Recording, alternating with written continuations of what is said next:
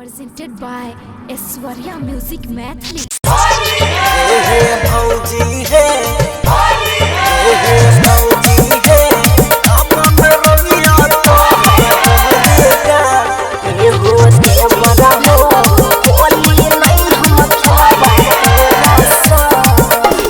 चलता नहीं बहाना कौनो तो हरया बरिसाल ये भौजी है चलता नहीं बहाना कौनो तो हरया बरिसाल ये भौजी है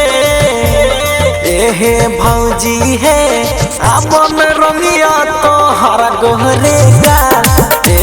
भौजी है अब में रंगिया तो हर दोनों गाल लपका सरिया पेन्हने छियै करो नहीं हमारा तंग ये हो देवर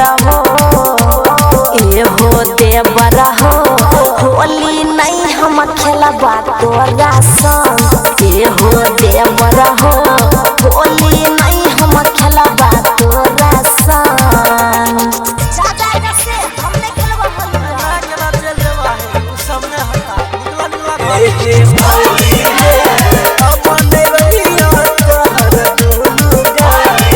रंग नहीं लगा बनते देव तोरा गाड़ी हो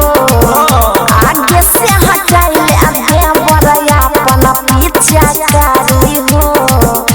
न समझे तो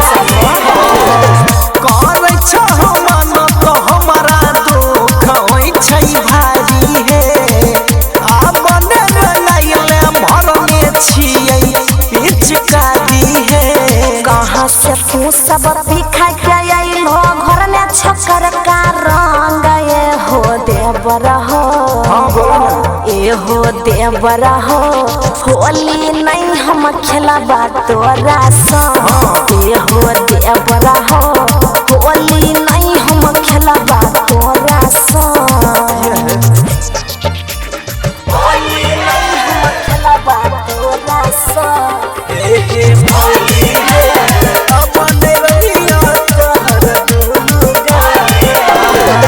केतनो मन करै छिया बुझै नै छो बात के रंग अबीर फेकै नै छो तू अपन हाथ से फेकै छो कि नै लाल कया वीर रंग लइने छियै कीन के गाल में लगैबा तोरा छोटा की बहिन के लाल बाबू मोनू तोहर बिगड़ल जाइ छ मन ए हो देवर हो